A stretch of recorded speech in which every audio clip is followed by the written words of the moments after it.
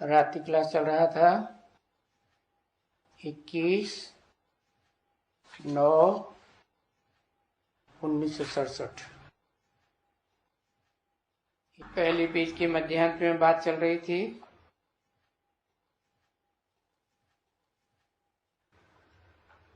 जो अपन को वेजिटेरियन कहते हैं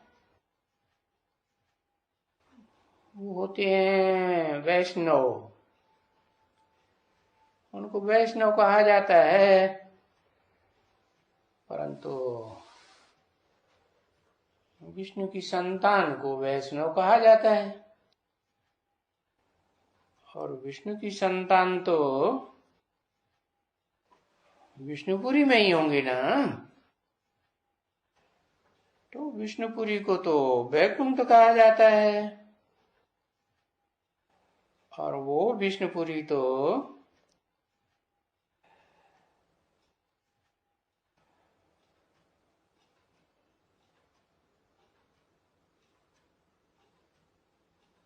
विशेष काम करने वालों की नहीं होती है,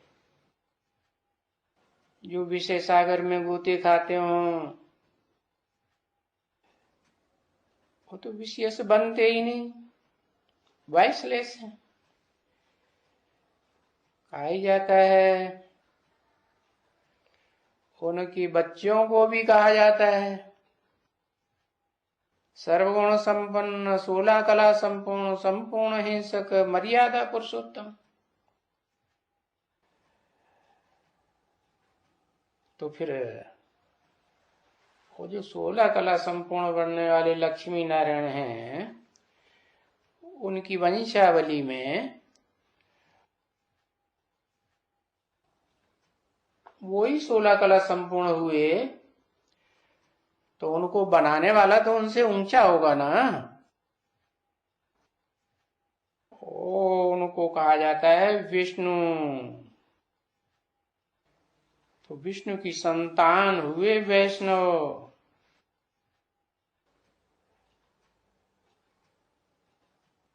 क्योंकि वो है वाइसलेस विष्णुपुरी के। या कहें लक्ष्मी नारायण की डायनेस्टी।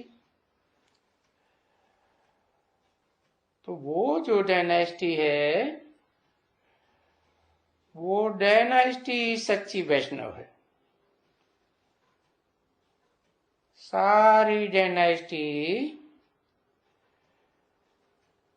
सतयुग की है, तो वहां सच्चे वैष्णव होते हैं। कहा ही जाता है सत्ययुग। जिस सतयुग की स्थापना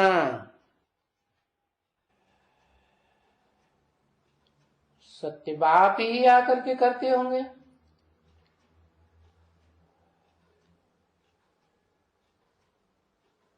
उनकी कहानी भी गाई जाती है, कथा गाई जाती है घर घर में। सत्यनारायण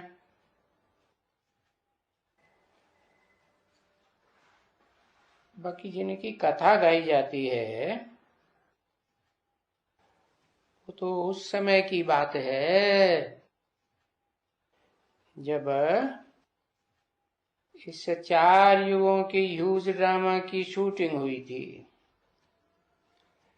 रिहर्सल हुई थी। कलयुग के अंत और सतयुग के आदि में। तो बाप ने आकर के, शिव बाप ने जो गीता ज्ञान सुनाया,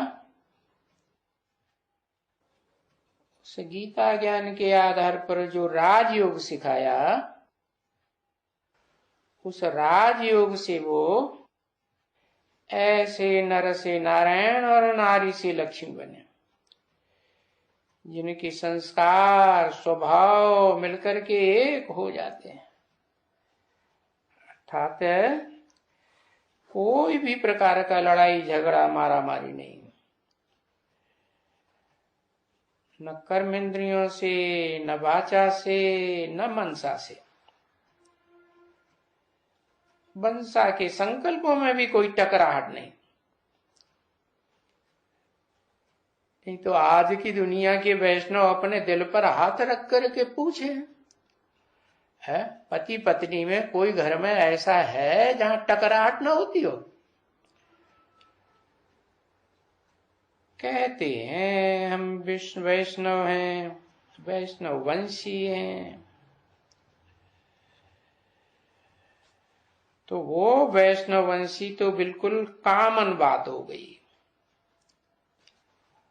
और जो परमपिता परमात्मा शिव आकर के स्थापन करते हैं कलयुग के अंत में, नई दुनिया नया सतयुग बनाते हैं, तो वो तो एकदम अनकॉमन है। और वो वैष्णव बनाने वाला बाप शिव बाबा कहा जाता है।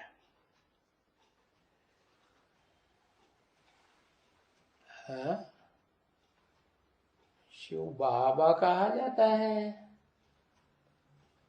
बाबा कैसे? बाबा तो ग्रैंडफादर को कहा जाता है, और शिव तो निराकार ज्योति बिंदु है, ज्योतिर्लिंग कहा जाता है। तो वो निराकार जो अकर्ता अभोक्ता और अजन्मा है, वो तो बिंदु आत्मा है ना, प्योर बिंदु आत्मा है, या देवान का अंश है? थोड़ा है नहीं, वो तो एकदम बिंदु बिंदु आत्मा जो भी हैं प्राणी मात्र की, चाहे वो देवताएं हो स्वर्ग के सतयुग त्रेता के, और चाहे वो द्वैतवादी द्वापर युग के अनेक भाषाओं वाले, अनेक धर्म वाले, अनेक मतों वाले, अनेक राज्यों वाले दैत्य हों, जो आपस में भी लड़ते रहते हैं, और देव आत्माओं से भी लड़ते हैं। तो वो जो दुनिया है, जो भगवान ने नई दुनिया बनाई थी, उसको द्वैतवादी थोड़ी कहा जाता है। उनको तो देवताओं की अद्वैत दुनिया कहा जाता है। माने नहीं, द्वैत माने दो दो धर्म, दो दो राज्य, दो दो भाषाएं, दो दो मत, दो दो कुल नहीं होते हैं। वहां जो भी डायनेस्टी चलती है लक्ष्मी नारायण की सतयुग में, या त्रेता में राम की भी जो डायनेस्टी चलती है, उस डायनेस्टी में घर घर में एका होता है, क्योंकि यथा राजा तथा प्रजा। राजा रानी ही जब विष्णु संप्रदाय के हैं, कैसे हैं? विष्णु, विष्णु माने नो विषय टाल, विषय वासना का नाम निशान नहीं। तो उनको बनाने वाला या बनाने की तरकीब सिखाने वाला जो शिव है, वो तो कैसे होगा, है? क्या होगा?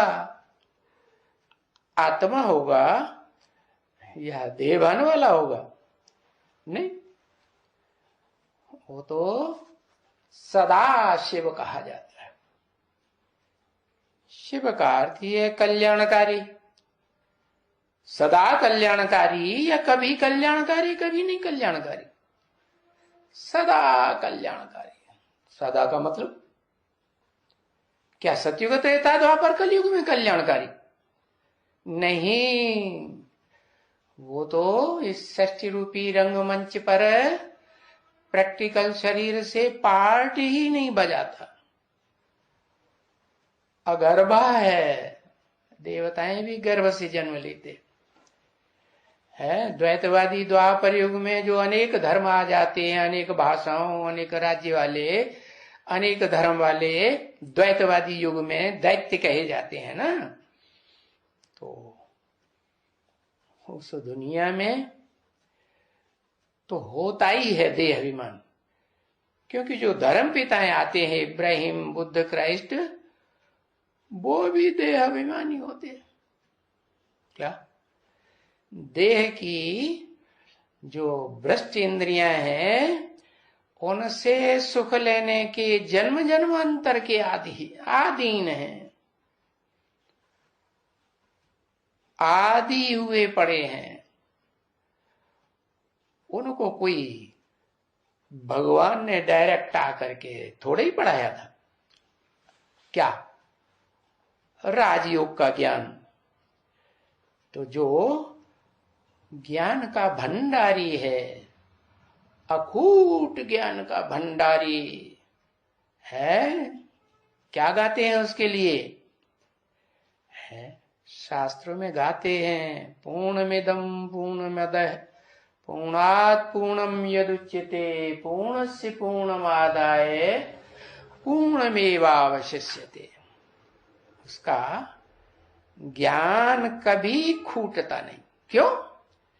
क्योंकि जिन देहधारी धर्म पिताओं में देह भान होता है, उनको देह का संग का रंग लगता है। क्या? ये देह जो है ना, 5 तत्वों की बनी हुई, ये प्रकृति का चोला है। क्या? प्रकृति 3 गुणों से भरी पूरी है, सत्व प्रधान, सतो सामान्य, रजो और तमो। तो भगवान ने जो दुनिया बनाई थी, वो तो है ही सदा सत्य। क्या कहते हैं? सत्यम शिवम सुंदरम। तो वो अजन्मा निराकार शिव ज्योति बिंदु, जब जिसकी यादगार सोमनाथ मंदिर में बिंदु ज्योति की यादगार पत्थर के बड़े लिंग में हीरा ज्योतिर्मय दिखाया गया था, वो भी यादगार है, ओरिजिनल नहीं। क्या क्या कहेंगे? डुप्लीकेट या ओरिजिनल नहीं हो, तो इस सृष्टि पर आता ही नहीं है। जब आता ही नहीं है तो वास्तव में तो उसकी पूजा भी नहीं होती है। और वो तो स्वयं कहता है, मैं न पूज्य बनता हूं न पुजारी बनता हूं। है तुम बच्चे जो इस सृष्टि रूपी रंगमंच पर भोग भोगते हो सुख का, वो क्या पूज्य भी बनते हो और पुजारी भी बनते हो।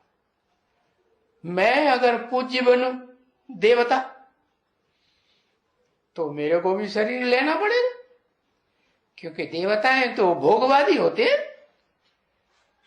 सुख भोगते हैं कि नहीं सोखते हैं? स्वर्ग में सुख भोगते हैं, अखूट स्वर्ग। पहले जन्म में तो अखूट सुख होता है, 16 कला संपूर्ण कहा जाता है।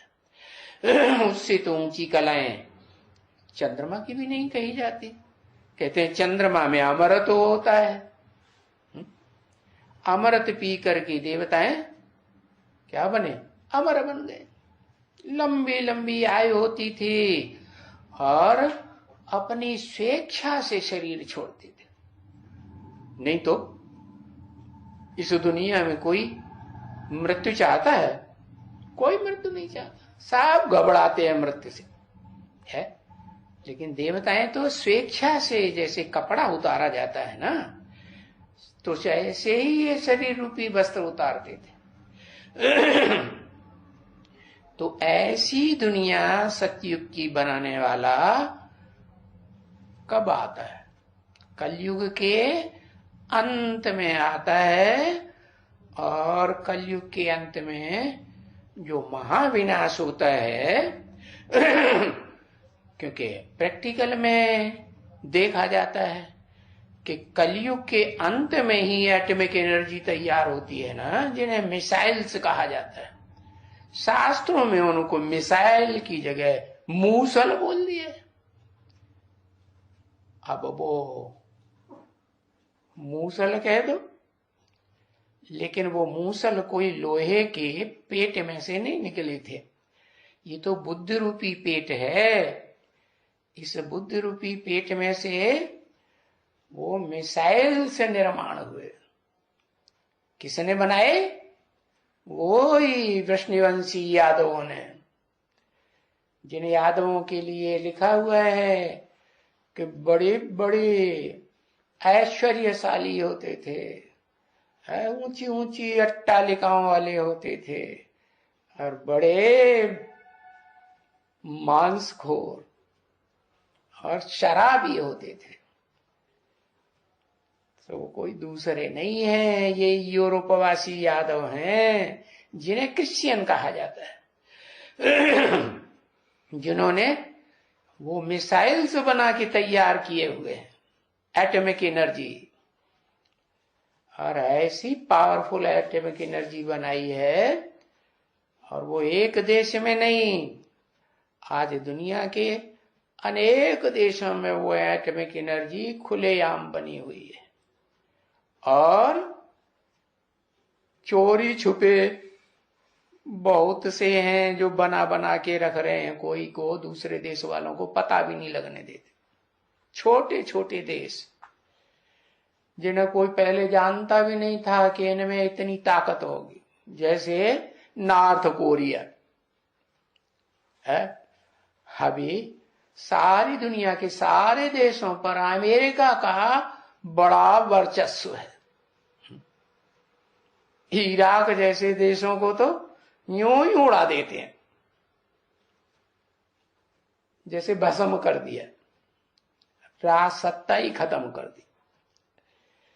तो ऐसे ऐसे पुराने देशों को, ईरान है, अफगानिस्तान है, ऐसे ऐसे देशों, पुराने पुराने देशों को धमकी देने वाला अमेरिका, उसको छोटे से देश ने चिंताग्रस्त कर दिया। इतना चिंताग्रस्त कर दिया कि हाथ मिलाने के लिए, दोस्ती करने के लिए मजबूर हो गए।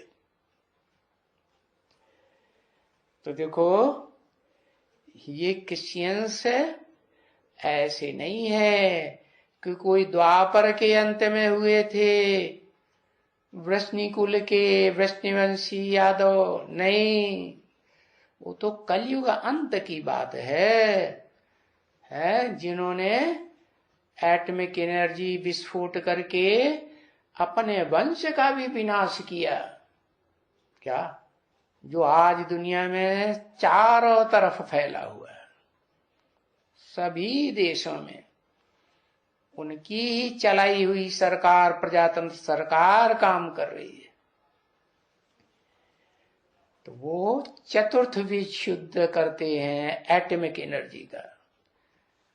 तो शास्त्रकारों को आंख खोल करके समझ लेना चाहिए कि सारी दुनिया जब भस्म हुई थी, उन यादवों के साथ ही साथ वो कोई द्वापर का अंत नहीं था।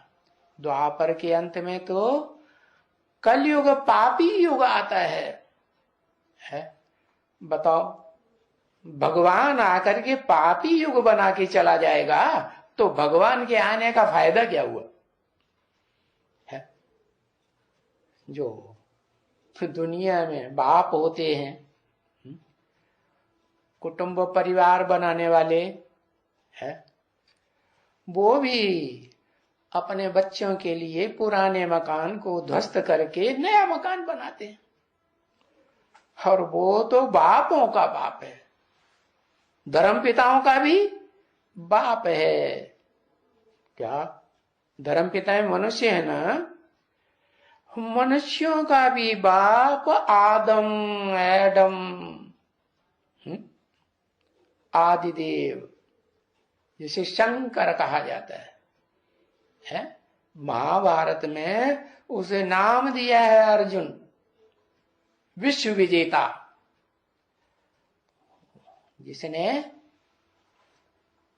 अर्जुन नाम धारण किया काम के आधार पर। क्या शास्त्रों में जितने भी नाम हैं वो सब काम के आधार पर नाम है। जैसे युद्ध में स्थिर रहा तो युधिष्ठिर है, और कर्म इंद्रियों से दुष्ट युद्ध करने वाला रहा तो दुर्योधन, और दुष्ट शासन करने वाला रहा तो दुशासन। तो जितने भी नाम हैं शास्त्रों में बताया ना, अर्जुन माने ज्ञान धन का अर्जन करने वाला। अब आदम तो मनुष्य है, नर है ना, नर को मनुष्य कहा जाता है ना।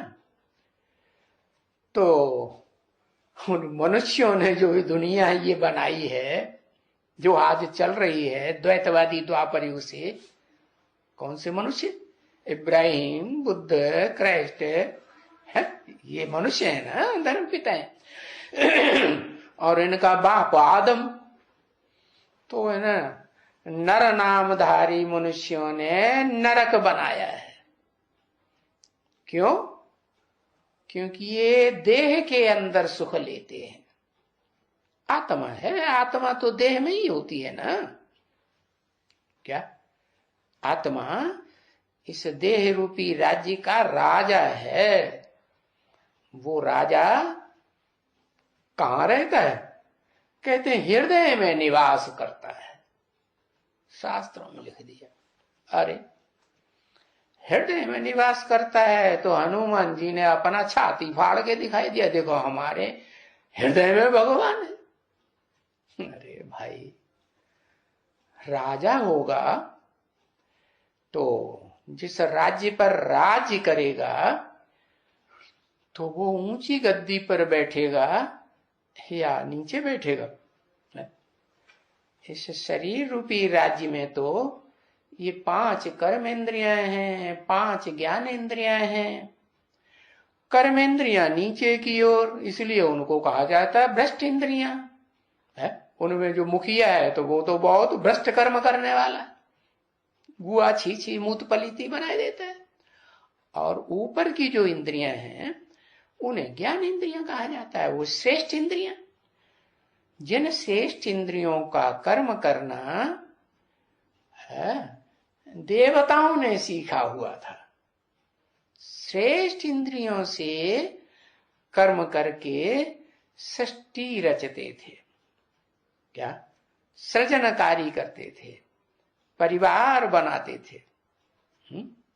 वो देवात्माएं तो 16 कला संपूर्ण सतयुग में, त्रेता में 14 कला होती थी। लेकिन उनको भी बनाने वाला तो कलाओं से भी ऊंची स्टेज कलातीत का होगा ना। तो कब होगा? है सतयुग में भगवान आकर के है क्या राजयोग सिखा करके, गीता का ज्ञान दे करके राजा बनाएगा लक्ष्मी नारायण जैसा? नहीं। अरे वो तो सतयुग आरंभ होने से भी पहले ही आएगा ना, जब के मनुष्य कलाहीन बन जाते हैं। कलयुग के अंत में कोई भी मनुष्य में कोई भी गुण नहीं रहता। क्या सब गुणहीन। देवताएं 16 कला संपूर्ण सर्वगुण संपन्न, और कलयुग में आकर के सुख भोगते भोगते आत्माएं इतनी कमजोर हो जाती है कि कलाहीन बन जाती है, दुर्गुणी बन जाती है। तो ऐसे युग में भगवान जो असली कहा जाता है, जो कि राजयोग की पढ़ाई पढ़ाता है, जिस राजयोग की पढ़ाई को प्रैक्टिकल जीवन में पढ़ने वाले इस दुनिया के सतयुग के आदि से लेकर के कलयुग के अंत तक कुछ न कुछ राजाएं राजाई लेने वाले, शासन करने वाले बनते जरूर हैं। क्या? हाँ, अंतिम स्टेज की जो राजाई वाले होते हैं वो प्रजातंत्र सरकार होती है। तो भी अल्पकाल के लिए तो राजा बनते हैं ना, 2-4 वर्ष के लिए, 5 वर्ष के लिए राजा बनते हैं। लेकिन भगवान ने कोई अल्पकाल की राजाई नहीं दी थी। जो सतयुग त्रेता नई दुनिया में स्वर्ग में राजाई थी, वो सारा जीवन राजा बन करके रहते थे।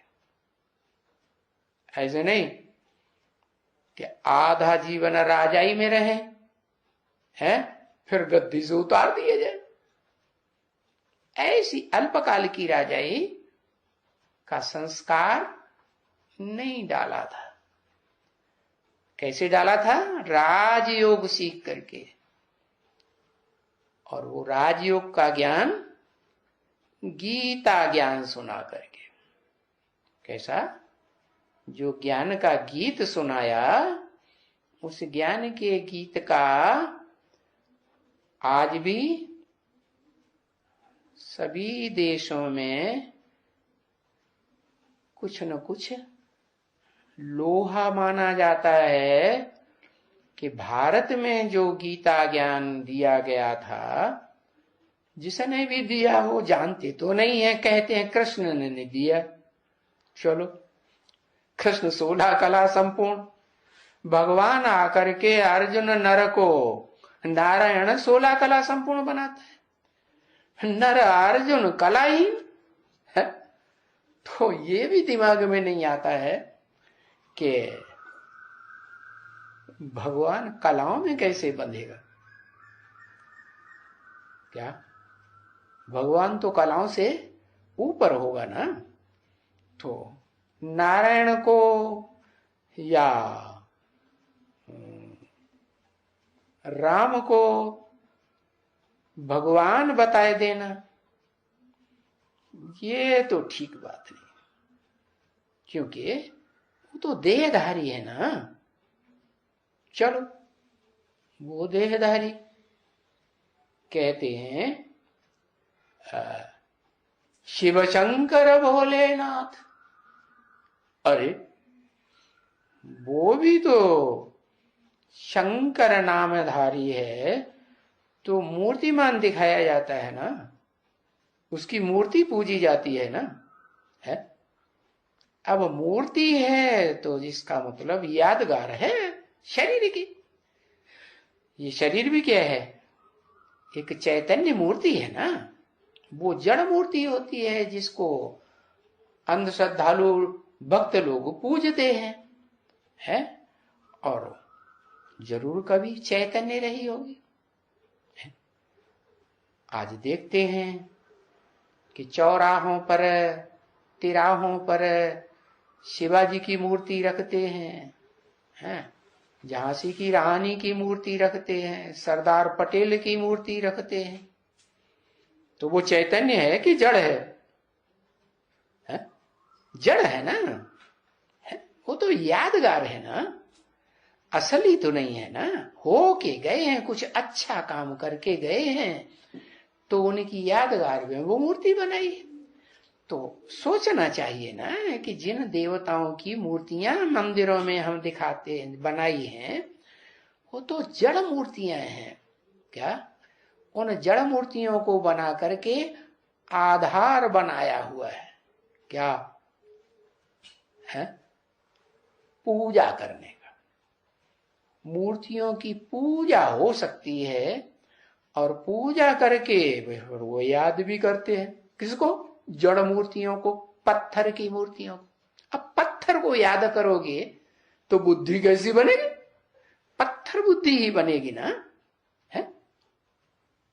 इससे तो अच्छा था कि द्वापर के आदि में राजा विक्रमादित्य के जमाने में जो सोमनाथ मंदिर बना था, उसमें जो हीरा दिखाया हुआ था लाल पत्थर के अंदर, है, तो उस रूप को याद करना तो फिर भी अच्छा था। कम से कम ज्योति को तो याद करते हैं।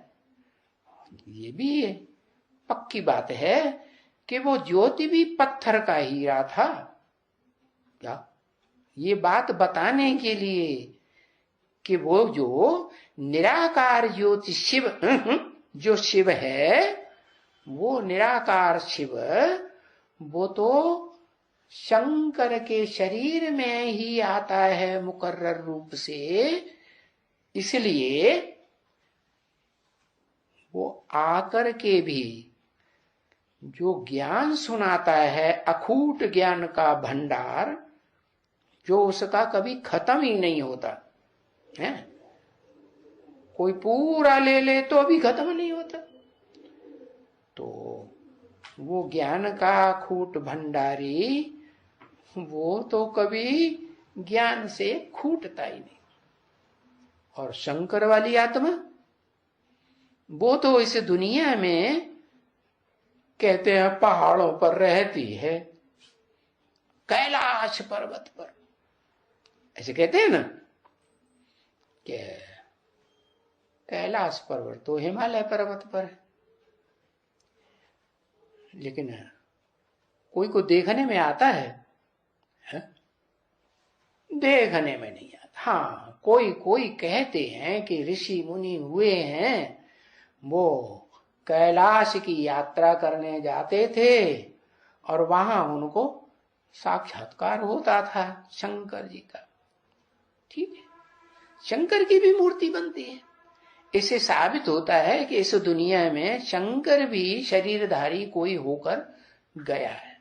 और शंकर को कहते हैं देव देव महादेव, माने जितने भी देवताएं हैं, चाहे वो 16 कला संपूर्ण सतयुग के हों, 14 कला संपूर्ण त्रेता के राम हों, या राम की डायनेस्टी के कोई हों, क्योंकि सतयुग में कोई एक जन्म तो नहीं होता है, त्रेता में कोई एक जन्म तो नहीं होता है, राजाओं की डायनेस्टी चलती है।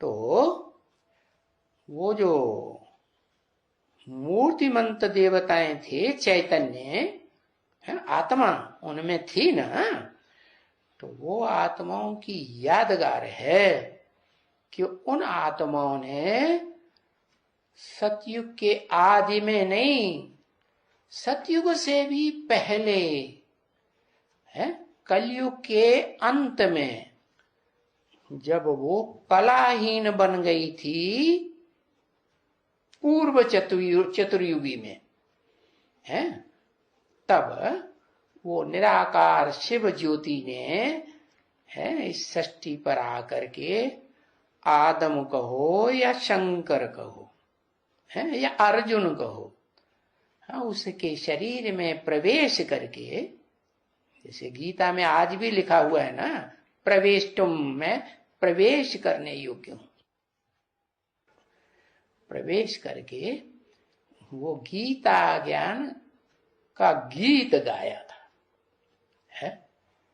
अब वो जो गीत गाया, वो गीत बनाने वाले तो कवि कहे जाते हैं ना। कवि माने बहुत विद्वान, बहुत होशियार, तो वो तो कवियों का कवि है। कौन? परमपिता परमात्मा जिसे कहते हैं। वो जितने भी मनुष्य मात्र हैं पिता बनने वाले, जन्म जन्मांतर पिता बनते हैं ना, हाँ, उन पिताओं का भी कोई धर्म पिता होता है, चाहे श्रेष्ठ से श्रेष्ठ धर्म पिता हो, चाहे दुखदाई दुनिया का धर्म पिता हो, श्रेष्ठ इंद्रियों वाला धर्म पिता हो, या श्रेष्ठ इंद्रियों से भी परे की स्टेज का अतीन्द्रिय सुख लेने वाला पिता हो, या भ्रष्ट इंद्रियों से भ्रष्ट सुख लेने वाला पिता हो। भ्रष्ट किसे कहा जाता है? भ्रष्ट उन्हें कहा जाता है जो दुख देते हैं, भ्रष्ट कर्म करते हैं। श्रेष्ठ उन्हें कहा जाता है जो श्रेष्ठ देवताएं होते हैं, क्या श्रेष्ठ कर्म करते हैं, सुख देते हैं, क्या दुख नहीं लेते, न दुख देते हैं न दुख लेते हैं। तो उनका भी धर्म पिता अलग अलग हुए ना, सबके अनेक धर्म पिताएं हुए इस दुनिया में चतुर्युगी में। तो उन धर्म पिताओं का भी पिता आदम, एडम, जिसे महादेव आदिदेव कहा जाता है। तुम आदिदेवो पुरुषः पुराण, तुमस्य विश्वस्य परम निधानम, ऐसे शास्त्रों में गाया हुआ है ना। हा? फिर क्या हुआ? उसके जो बच्चे बने ना,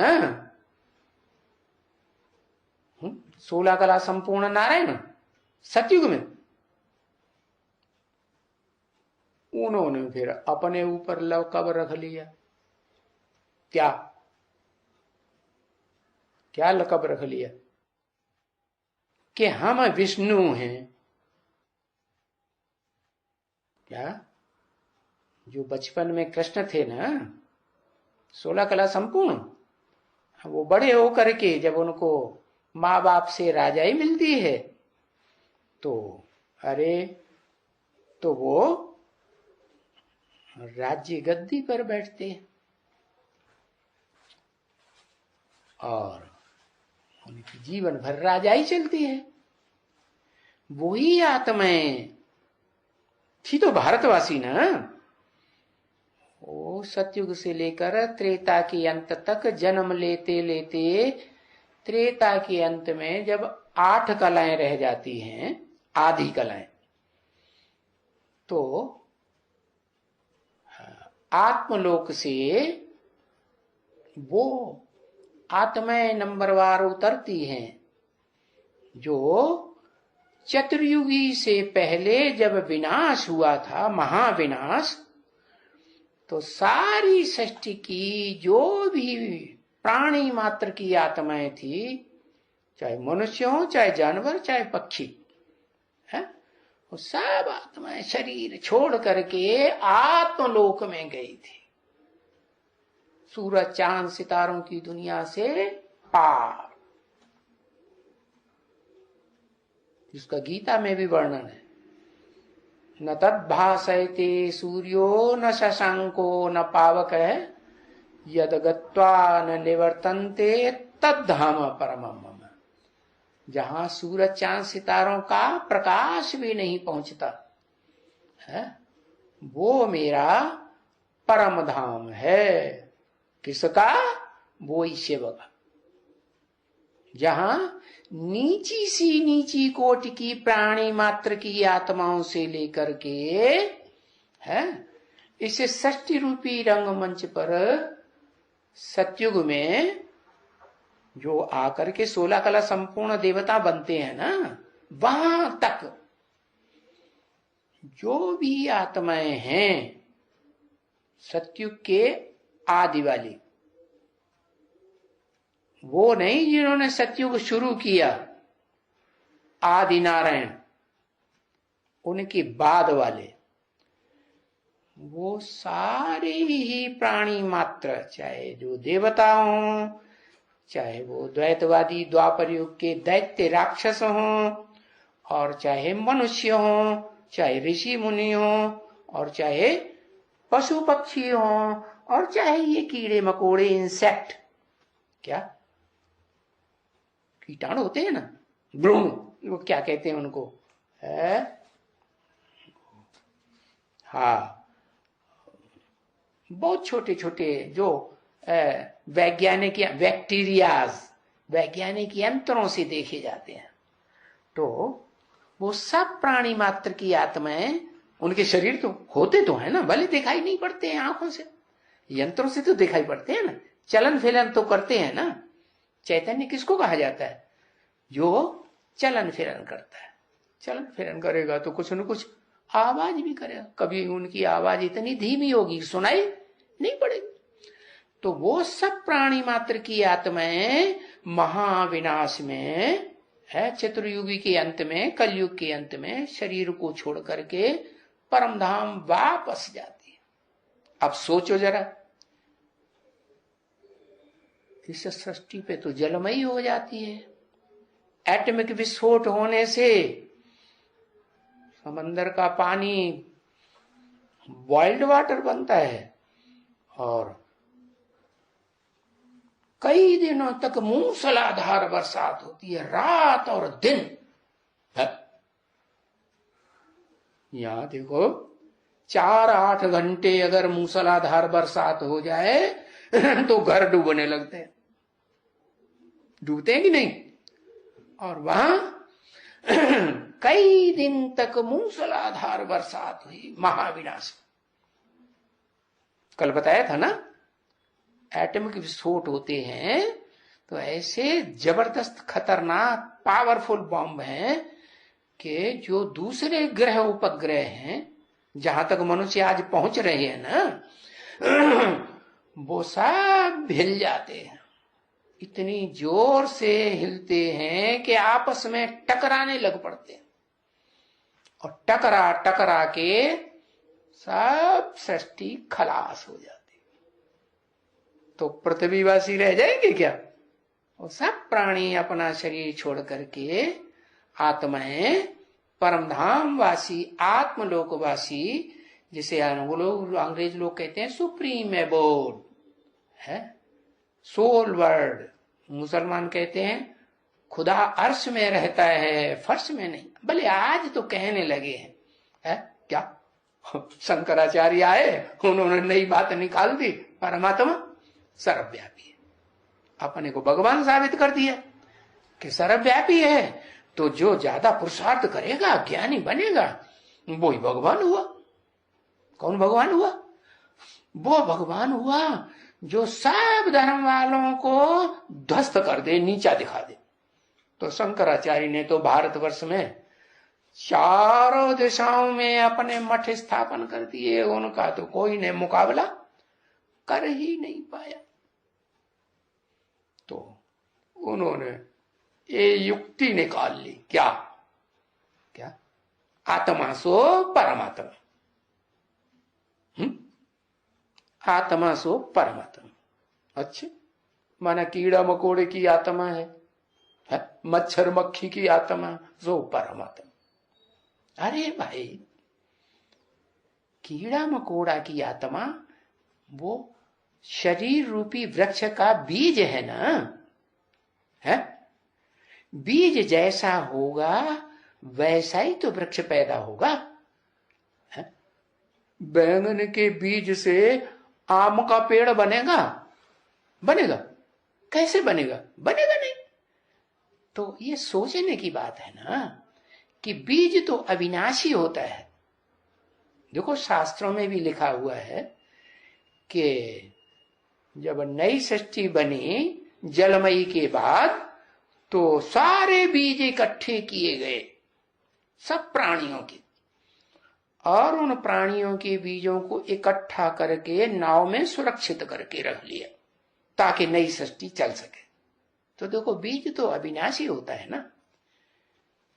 जो बीज है ना, वो बीज पथरीली जमीन पे डाल दो, वर्ष वर्ष बरसात होती है, सूरज की धूप पड़ती है, पत्थर भी टूट जाते हैं, टूटते हैं ना, बार बार ठंडी बार बार गर्मी, तो पत्थर भी टूट करके मिट्टी बनते हैं। और वो बीज उस मिट्टी में जब बरसात होती है तो फिर उग जाते हैं। तो जब उनको मौसम मिलता है तब ही होंगे ना। तो ऐसे ही ये मनुष्य सृष्टि में मनुष्य बीज हैं, आत्माएं, मनुष्यों की आत्माएं और प्राणियों की आत्माएं भी होती है। तो जैसा बीज होगा वैसा ही वृक्ष बनेगा। हाँ, ये है कि मनुष्य में मन और बुद्धि होती है और दूसरे प्राणियों में, पशु पक्षियों में, कीड़े मकोड़ों में बुद्धि नहीं होती है, मन नहीं होता है, सोच विचार संकल्प करने वाला। बुद्धि फैसला करने वाली नहीं होती है, परख शक्ति नहीं होती है। तो मनुष्य में अंतर हुआ ना दूसरे प्राणियों में। क्या अंतर हुआ? अरे नाम से ही साबित होता है। मनुष्य किसकी औलाद? मनु की औलाद को मनुष्य कहा जाता है। सृष्टि में कभी तो कोई ऐसा मनुष्य हुआ होगा ना जिसने उस आत्मलोक से सदा आत्म की स्थिति में जो रहने वाला परम पिता शिव है, इस सृष्टि पर आया और उसने अखूट ज्ञान का भंडार दिया। अखूट ज्ञान का भंडार ही है ना। क्यों?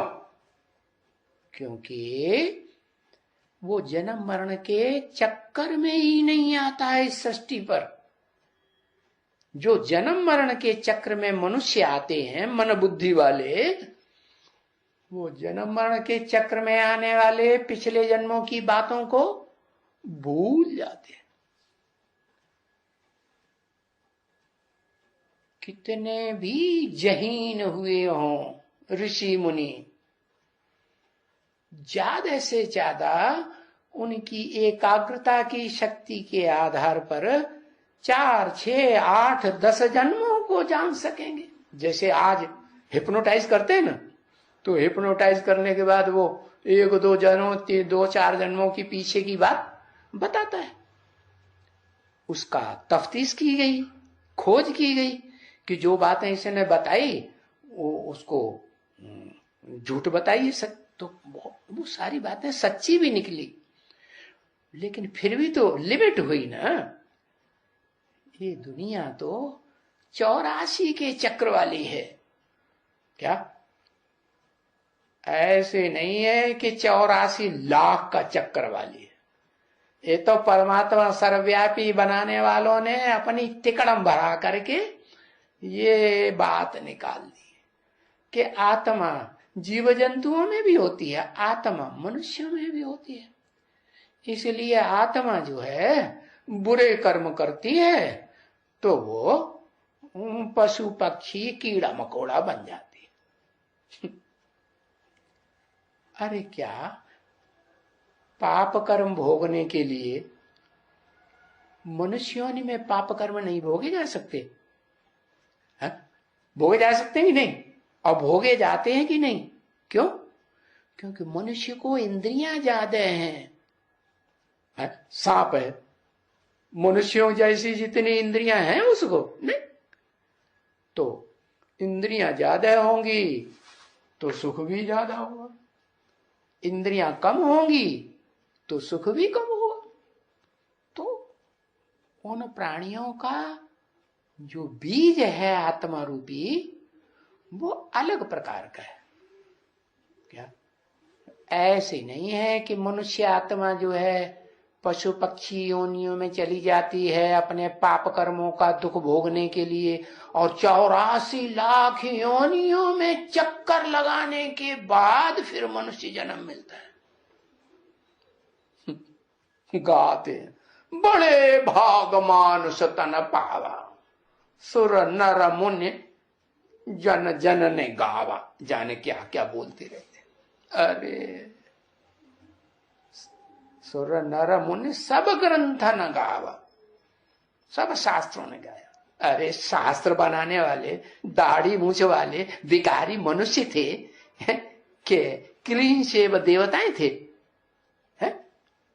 दाढ़ी मूछ वाले मनुष्य हुए ना, जिन्होंने 2500 वर्ष पहले जब से इब्राहिम बुद्ध क्राइस्ट आए उनके प्रभाव में आकर के उन भारतवासी ऋषि मुनियों ने, जो कि पहले द्वापर में बहुत सतयुग त्रेता में देवताएं थे, सुख भोगते भोगते नीचे गिरे, कच्ची कमजोर आत्माएं हो गई, है ना, और वो नई नई आत्माएं उतरी आत्मलोक से, इब्राहिम, बुद्ध, क्राइस्ट, उनकी चक्करी में आ गई। क्यों चक्करी में आ गई? वो तो कल बताया कि वो पावरफुल आत्माएं आती हैं और ये सुख भोगते भोगते नीचे उतरते उतरते कमजोर हो जाते हैं। दूसरी बात, ये भारतवासी आत्माएं, भारत एक ही दुनिया में देश है जो मातृ देश कहा जाता है। क्या इस भारत में सब धर्म वालों ने आकर के शरण ली है और यहाँ के वासी बने हैं। और मां, कोई भी बच्चा हो, क्या बाद वाला हो, जन्म लेने वाला है षष्ठी रूपी रंगमंच पर, या इस षष्ठी रूपी रंगमंच पर आदि से ही, सतयुग आदि से ही आने वाला 16 कला संपूर्ण देवता हो, देवात्मा हो, सबको अपनी गोद में ठिकाना देती है। हिस्ट्री देख लो, है, इतने इतने आतताई आए, हिंसा करने वाले आए, है, बड़े बड़ी लाखों की तादाद की सेना लेकर के आए और कितना खून खराबा किया है उन मुसलमानों ने, है, और यहां की सारी धन संपत्ति भी लूट के ले गए। उन क्रिश्चियंस ने किया कि नहीं? उनको भी इस देश में स्थान मिला हुआ है या नहीं? है कि निकाल के बाहर कर दिया? नहीं, मां सब बच्चों को अपनी गोद में स्थान दी। कैसा भी लुच्चा, लफंगा, चोर, डकैत, कैसा भी नीच कर्म करने वाला बच्चा हो, मां उसे अपने नजदीक, अपनी गोद में ही रखना चाहेगी। तो ये भारत ही एक ऐसा देश है जहां परम पिता, परम माने उससे ऊंचा कोई पिता होता ही नहीं। आज घर घर में पिताएं हैं, कोई न कोई धर्म को मानने वाले, उनके धर्म पिताएं, वो उनके भी बाप, और धर्म पिताओं का भी जो बाप है इस षष्ठी रूपी रंगमंच पर, वो है पुराने ते पुराना आदम, जिसके बारे में इतना पुराना है कोई किसी को कुछ पता नहीं कि आदम कब का है और कितना पुराना है।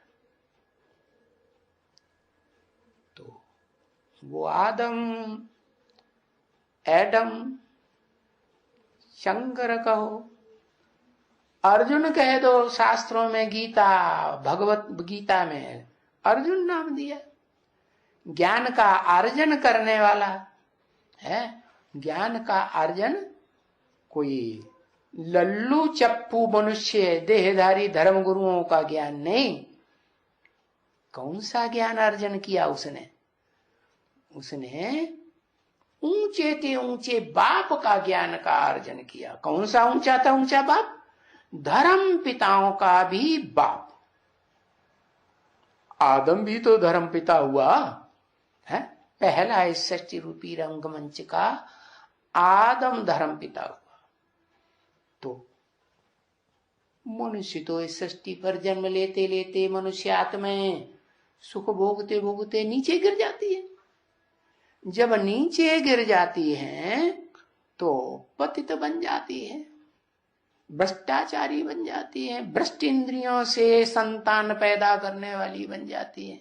बिल्कुल भूल ही जाती है कि दुनिया में एक ऐसा मिसाल भी है एक प्राणी का कि वो मोर, जो भारत में आज भी राष्ट्रीय पक्षी माना जाता है, क्या, जिसकी पूंछ है, भगवान जिसको माना गया, भारतवर्ष में बड़ी मान्यता है, कृष्ण के मस्तक के ऊपर वो पूंछ लगाई जाती।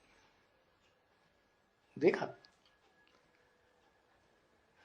तो जरूर वो पूंछ वाला प्राणी श्रेष्ठ कर्म करने वाला होता है ना, तब तो भारत में आज भी उसे राष्ट्रीय पक्षी माना गया है। और अगर कोई उसे मार दे तो उतनी ही सजा, कितनी, जितनी मनुष्य को मारने से सजा मिलती है वो ही सजा मिलेगी, इतना महत्व है। तो उसमें क्या विशेषता? उसमें एक तो ये विशेषता कि वो मोरनी मोर का आंसू पीती है, और साधारण अवस्था में चलते फिरते सोते बैठे आंसू नहीं पीती है। जब वो डांस करता है ना, दुनिया में जितने भी प्राणी हैं, पशु पक्षी मनुष्य, इतना बढ़िया सुहाना डांस और किसी का नहीं। उन्होंने वो छमक छमक समझ लिया डांस, क्या जो आजकल फिल्मों में दिखाए रहे हैं, बड़ी नचकैया करते हैं कमर मटकाए मटकाए के। वास्तव में वो भगवान बाप इस सृष्टि पर जब आते हैं, परम पिता माने धर्म पिताओं का भी पिता, बड़े से बड़ा धर्म पिता आदम का भी पिता, क्या शंकर का भी पिता, जो महादेव कहा जाता है भारत में, देवताओं का भी बड़ा देवता, उसमें प्रवेश करते हैं। प्रवेश क्यों करते हैं? क्योंकि उनको अपना शरीर है ही नहीं। अगर उनको अपना शरीर हो तो इस रूप षष्टि रूपी रंगमंच पर, इस पृथ्वी पर, यहाँ जो प्रकृति की जहां खेल चलता है 5 तत्वों का, प्रकृति किसे कहते हैं? पृथ्वी, जल, वायु, अग्नि, आकाश, इनका जो संघात है उसको प्रकृति कहा जाता है। तो जहां इस दुनिया पर 3 गुणों वाली प्रकृति का खेल चलता है, उन 3 गुणों में बंधना पड़े। क्या? दुनिया की हर चीज पहले सतो प्रधान सुखदायी होती है, बीच में रजो प्रधान सुख और दुखदायी होती है। सुख कम और दुख बढ़ता जाता, और जब तमो प्रधान बनती तो दुख बहुत और सुख बहुत थोड़ा। तो ऐसी सृष्टि में उस परम पिता को भी आना पड़े। तामसी बुद्धि वाला बनेगा, तामसी बुद्धि वाला बनेगा ना अंत में, जन्म बाई जन्म चक्कर लगाते लगाते, तो फिर उसको ज्ञान कौन देगा? अरे कौन देगा? वो तो नीचे आ गया। अरे वो शरीर धारण करके अगर इस सृष्टि पर आ जाए तो वो भी नीचे गिरेगा ना, दुनिया का जो 5 तत्वों के शरीर में बंध करके। इसलिए एक आत्मा ये ड्रामा प्लेन अनुसार ऐसी बनी है, ये ह्यूज ड्रामा है सृष्टि रूपी रंगमंच का। क्या दुनिया में छोटे मोटे ड्रामा खेलते हैं मनुष्य, वो ड्रामा नहीं, ह्यूज ड्रामा है। इससे बड़ा ड्रामा और कोई होता नहीं, और इसका डायरेक्टर भी बड़े से बड़ा डायरेक्टर। और वो डायरेक्टर शिव सुप्रीम सोल, वो पर्दे के पीछे रह करके प्रॉम्प्टिंग करता है। क्या जो ड्रामाबाजी सीखने वाले होते हैं ना, वो जानते हैं कि ड्रामा जो है वो रंगमंच पर खेलने वाले अच्छे से अच्छे खिलाड़ी, पार्टधारी, वो तो देखने में आते हैं, लेकिन उनको प्रॉम्प्टिंग करने वाला, डायरेक्शन देने वाला पर्दे के पीछे रहता है सदैव। तो वो सुप्रीम सोल कभी इन आंखों से देखने में आता नहीं। हाँ, वो प्रवेश करता है। तो जिस आदम के तन में प्रवेश करता है शंकर में, वो आदम ही है अर्जुन, ज्ञान का सबसे जास्ती अर्जन करने वाला। क्यों? ईश्वर के ज्ञान का जो अर्जन करेगा वो ही जन्म जन्मांतर का राजयोग की विद्या सीख करके राजा बनेगा। और वो भगवान की सिखाई हुई राजाई लेने वाला आदम, वो महादेव शंकर, अरे वो शंकर इस सृष्टि पर आदि से लेकर सतयुग से कलयुग के अंत तक राजा